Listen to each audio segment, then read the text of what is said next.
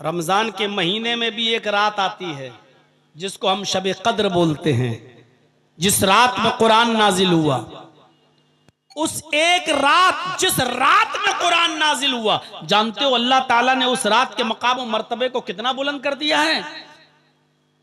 इन्ना अंज़लनाहु फी लैलतिल क़द्र वमा अदराका मा लैलतुल क़द्र लैलतुल क़द्रि खैरुम मिन अल्फि शहर लैलतुल क़द्रि खैरुम मिन अल्फि शहर। लैलतुल क़द्र का जाग लेना, लैलतुल क़द्र की इबादत कर लेना, इस कद्र वाली रात को जाग लेना, अल्लाह की इबादत कर लेना 1000 महीनों की इबादत से बेहतर है। 1000 महीनों की इबादत से बेहतर है। 1000 महीने जाओ आप मल्टीपल, आप जोड़ देख लीजिए और तकसीम कर लीजिए। आप 1000 महीने को 12 से 12 से आप देखिए और तकसीम करिए, भाग दीजिए। 83 या 84 साल आएंगे, 83 या 84 साल, यानी रमजान की एक रात का जाग लेना शब कदर का 83 या 84 साल की इबादत से बेहतर है। इस रात को इतना बड़ा मकाम किसने दिया? कुरान ने। इन बच्चों को हकीर नजरों से मत देखो, मदरसे में पढ़ने वाले बच्चों को बुरी नजरों से मत देखो। आप अगर ताउन कर रहे हैं तो आपका पैसा गलत जगह नहीं जा रहा है। ये उस मुकद्दस किताब का इल्म हासिल कर रहे हैं जिस मुकद्दस किताब ने रमजान को सैयदुल शुहूर बना दिया, जिस मुकद्दस किताब ने उस रात को लैलतुल क़द्र को खैरुम मिन अल्फ शहर 1000 महीनों की इबादत से बेहतर बना दिया है। मेरे भाइयों जरा गौर कीजिए, इस कुरान की असमत पर जरा नजर डालिए। ये कुरान जब मक्के में नाजिल हुआ तो मक्के को उम्मुल कुरा बना दिया। ये कुरान जिस महीने में नाजिल हुआ उस महीने को सैयदुल शुहूर बना दिया। ये कुरान जिस रात में नाजिल हुआ वो रात लैलतुल क़द्र खैरुम मिन अल्फि शहर बन गई। इस कुरान को जो फरिश्ता लेकर आया मुहम्मदुर रसूलुल्लाह सल्लल्लाहु अलैहि वसल्लम के क़ल्ब अतहर पर, माफ कीजिएगा बहुत ही दो टोक बोल रहा हूं, यही जिब्राइल थे जो मूसा पर तौरात लेकर आए, यही जिब्रील थे जो ईसा पर इंजील लेकर आए, यही जिब्रील थे जो दाऊद अलैहिस्सलाम पर ज़बूर लेकर आए। लेकिन जिब्रील आम फरिश्ते थे, कोई उनकी अहमियत नहीं थी। लेकिन जब यही जिब्रील कुरान करीम को लेकर जनाब मुहम्मदुर रसूलुल्लाह के पास आए और कुरान का नुज़ूल जब मोहम्मद के क़ल्ब अतहर पर किया तो अल्लाह ने कुरान की बरकत से जिब्राइल को सैयदुल मलाइका बना दिया, तमाम फरिश्तों का सरदार बना दिया। आप देखिए तो खैरुकुम मन तअल्लमल कुरान व अल्लमा, जिस कुरान ने सारी चीजों की हैसियत बदली, इस कुरान ने पढ़ने वाले और पढ़ाने वालों के मकाम को भी बुलंद कर दिया। वो लोगों दुनिया में बहुत बड़े बड़े स्मार्ट लोग हैं, अच्छी अच्छी कैटेगरी के लोग हैं, प्रोफेसर हैं, इंजीनियर हैं, एडवोकेट्स हैं, IPS हैं, दुनिया में हर किस्म के लोग तुम्हें मिलेंगे। लेकिन काबे के रब की कसम अल्लाह के नबी फरमाते हैं इनमें सबसे बेहतर कौन है? कोई IPS की डिग्री लेकर आया, कोई एडवोकेट की डिग्री लेके आया, कोई DM बन गया, कोई SDM बन गया, कोई इंजीनियर बन गया, कोई सिविल इंजीनियर बन गया, कोई आर्किटेक्चर बन गया, कोई कुछ बन गया। इल्म बहुत किस्म के लोगों ने हासिल किया, लेकिन अल्लाह के नबी फरमाते हैं तुम में सबसे बेहतर लोग वो हैं जो कुरान को सीखते हैं और दूसरों को सिखाते हैं। जो कुरान का इल्म हासिल करते हैं वो भी सबसे बेहतर, और जो दूसरों को कुरान सिखाते हैं वो भी सबसे बेहतर। यानी इनसे बेहतर इस रूए जमीन पर कोई नहीं है। आप अंदाजा लगा सकते हैं, आप गौर कर सकते हैं।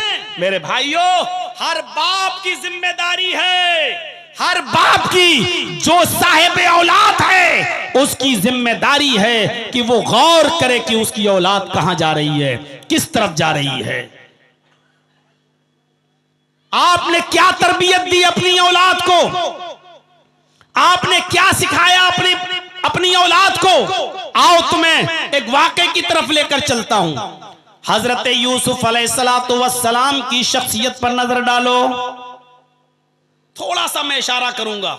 यूसुफ अलैहिस्सलाम छोटे थे, सारे भाइयों ने बाप से कहा, अब्बू जान यूसुफ को हमारे साथ भेज दीजिए, हमारे साथ खेलेगा कूदेगा, अकेले घर में रहता है, बोर होता है, हम उसके भाई हैं, हम लेकर जा रहे हैं। याकूब अलैहिस्सलातु वस्सलाम ने यूसुफ को अपने दूसरे बेटों के साथ भेज दिया, लेकिन उनके दिल में तो कदूरत और हसद था, इसलिए सारे भाइयों ने मिलकर यूसुफ को एक अंधे कुएं के अंदर, एक वीरान कुएं के अंदर डाल दिया।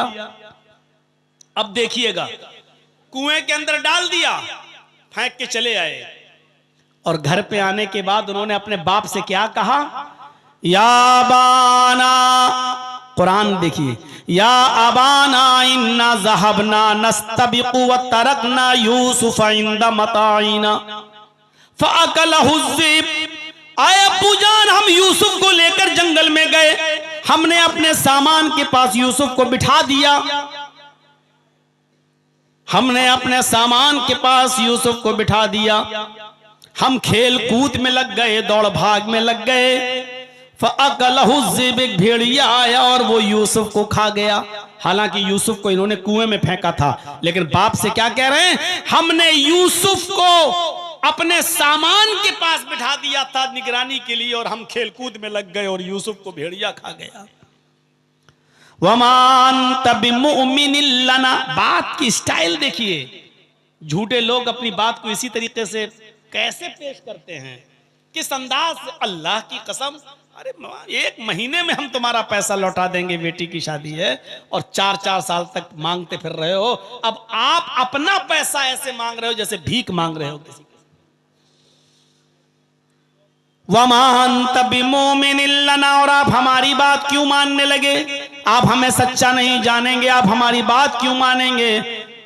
वलो कुन्ना सादिकीन, अगरचे हम सच ही क्यों ना बोल रहे हो। बात आई गई, खत्म हो गई। इधर यूसुफ अलैहिस्सलाम कुएं में है, उधर एक काफिला आया, उसको पानी की जरूरत थी, एक आदमी ने अपना डोल, अपना बर्तन पानी कुएं में डाला पानी हासिल करने के लिए, और जब निकालना चाहा कि पानी आ गया, क्या देखता है बहुत भारी हो गई रस्सी, खिंच नहीं रही। जब झांक कर देखा तो उस डोल के अंदर यूसुफ बैठे हुए हैं, एक लड़का बैठा हुआ है। इसने झांक कर देखा, काफिले वालों से कहा, या बुशरा हाजा गुलाम, अरे लोगों खुशखबरी हो, हम पानी लेने के लिए इस कुएं के पास आए, लेकिन ये कुआं तो वीरान है, अंधा है, इस कुएं में पानी नहीं है, लेकिन खुशखबरी हो, एक बच्चा हमें मिल गया है। उस बच्चे को निकाला गया, यूसुफ को निकाला गया, खुश हैं सब, चलो जल्दी करो, इस बच्चे को मिस्र के बाजार में बेच देते हैं, हमारे हाथ आ गया है, हम इसको बेच देते हैं। चोरी का माल लोग जितनी जल्दी हो निकालना चाहते हैं, कोई इसका असली मालिक ना आ जाए, इसलिए कलिया चक्के इलाके में चले जाओ, 20,000 रुपए का मोबाइल 2,000 रुपए में आपको मिल जाएगा। आपके इलाके में भी होता होगा, चोरी का माल लोग बहुत सस्ते में देकर चले जाते हैं। इनको ये बच्चा मिला, इन्होंने सोचा जल्दी से तकसीम, जल्दी से बेच दो इसको। मिस्र के बाजार में गए, यूसुफ जैसा खूबसूरत बच्चा, यूसुफ जैसा खूबसूरत और हसीन और जमील लड़का कितने में बिका, आप ताज्जुब करेंगे कीमत, इतना खूबसूरत बच्चा। लेकिन वह शरऊहु बिसमनिन बख्सिन दराहिम मअदूदा, चंद खोटे सिक्कों में उन्होंने बेच दिया। जो मिल रहा मिल जाए, जल्दी से बेचकर भागो। कुरान ने कीमत बताई, कुरान ने यूसुफ की कीमत बताई, कितने में बेचा यूसुफ अलैहिस्सलाम को, वशरऊहु बिथमनिन बख्सिन दराहिम मअदूदा, चंद घिसे पिटे, चंद खोटे सिक्कों में बेच दिया, यानी मामूली रकम में बेच दिया। लो, और जो मिल गया लेके चले गए। यूसुफ अलैहिस्सलाम को किसने खरीदा?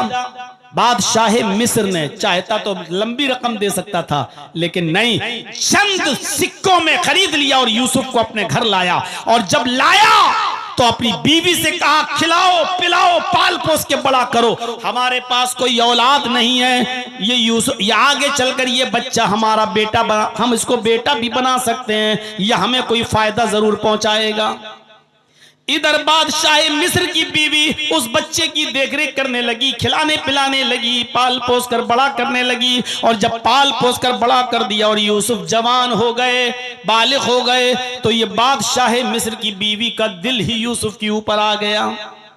अब मंजर देखिए, यूसुफ अलैहिस्सलाम पर दिल आ गया, बहलाने लगी, फुसलाने लगी, अपने करीब लाने की कोशिश करने लगी, लेकिन यूसुफ अलैहिस्सलाम बचे रहे।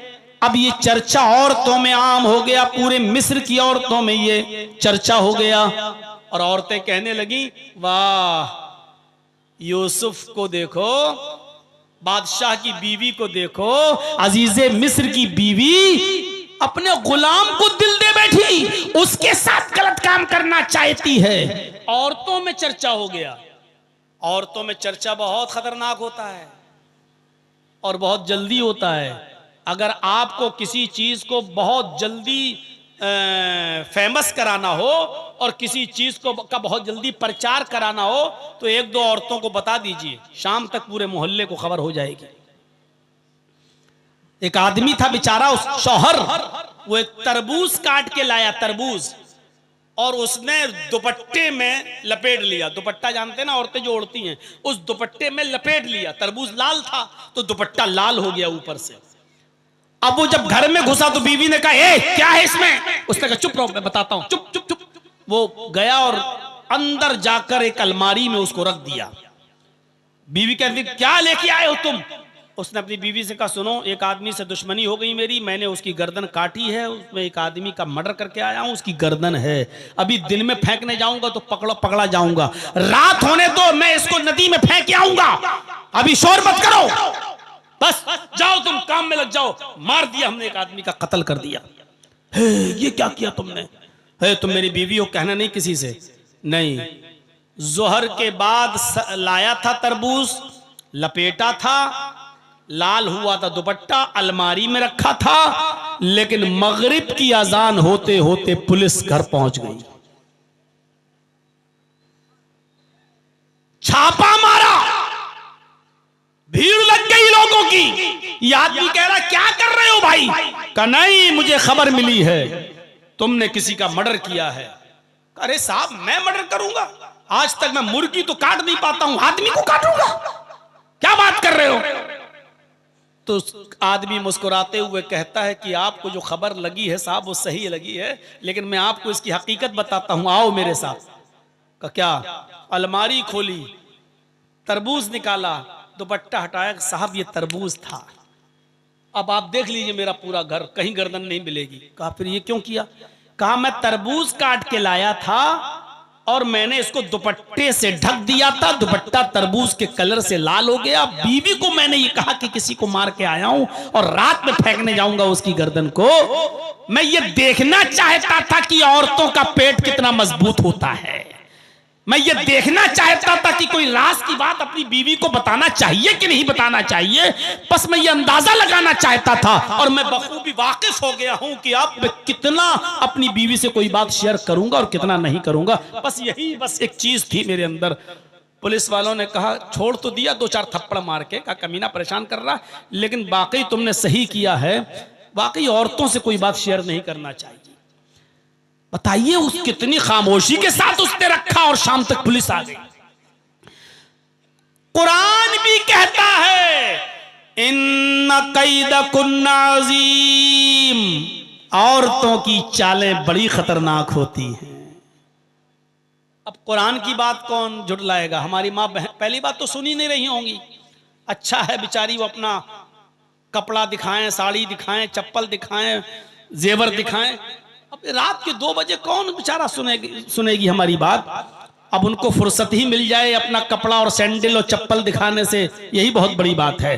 लेकिन जो सुन रही हैं वो सुने, गुस्सा ना हो मेरे ऊपर। कुरान ने कहा, इन्ना कैदकुन्ना अज़ीम, औरतों की चालें बड़ी खतरनाक होती। अब औरतों में चर्चा हो गया मिस्र के अंदर, लो बादशाह मिस्र की बीवी ने अपने गुलाम को दिल दे दिया, अपने 2 कौड़ी के गुलाम को। अब बादशाह की बीवी को बड़ा बुरा लगा कि कमबख्त मेरे बारे में ऐसी बातें कर रही हैं, उनको क्या मालूम यूसुफ कितने खूबसूरत हैं। कहा अच्छा चलो, अब देखिए एक और चाल चली। बादशाह मिस्र की बीवी ने क्या चाल चली, सारी औरतों को बुलाया, दावत दे दी, दस्तरखान लगा दिया, सबके सामने फल रख दिए और छुरी रख दी, लो फल काटो और खाओ। ये भी एक चाल थी। औरतों ने छुरी उठाई और फल काट काट के खाने लगी। यूसुफ से कहा, बादशाह मिस्र की बीवी ने, यूसुफ इन औरतों के सामने से गुजर जाओ। और जब बादशाह मिस्र की बीवी की बात मानकर यूसुफ जब उन औरतों के सामने से गुजरे और मिस्र की औरतों ने जब यूसुफ को देखा तो फल काट रही थी, उंगली कटने लगी। है? कभी कभी आप दीवार पे तेज सर मार दें तो उस वक्त आपको तकलीफ नहीं होगी, आधे घंटे के बाद दर्द होगा। उफ, कभी कभी अचानक आपको चोट लग जाए तो उस वक्त वो जगह सुन्न हो जाती है, आपको तकलीफ नहीं होगी, बाद में तकलीफ होती है। औरतों ने इधर यूसुफ को देखा तो उंगलियां काट दी, और ऐसे नहीं कटी नहीं, कुरान कहता कत्ताना इदियहुन्ना, उंगली कटी नहीं, टुकड़े टुकड़े हो गई, इधर से कटी, इधर से कटी, इधर से कटी, गिरने लगी। कता यक्ताओ के माना काटना और कत्ता युकत्यो तख्ती के माना होते टुकड़े टुकड़े करना। उन औरतों ने अपनी उंगलियों के टुकड़े टुकड़े कर दिए। अल्फाज की ज्यादती माना की ज्यादती पर दलालत करती है। कई जगह से उनकी उंगलियां कट गई और उनको तकलीफ ही नहीं हो रही है? उंगलियां कट के गिर रही हैं और वो यूसुफ की खूबसूरती देखकर वो दीवानी हो गई। और कुरान कहता है, चीख पड़ी मां हाजा बशर, ये इंसान है ही नहीं, ये इंसान नहीं है। अरे इंसान नहीं तो कौन?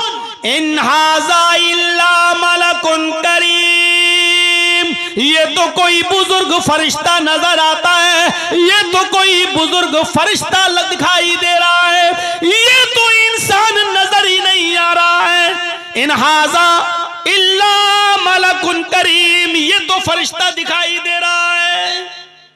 अभी तक बादशाह मिस्र की बीवी फरेबता थी, अब सारी औरतें यूसुफ की दीवानी हो गई। कैसी खतरनाक चाल चली। अब उन औरतों से कहा, देख रही हो ना, अब बताओ मेरा क्या कसूर है। ये एक और चाल, कैसी खतरनाक चालें होती हैं औरतों की। फोन नंबर भी ढूंढ लेंगी, कॉल भी करेंगी, रात भर जगाएंगी भी,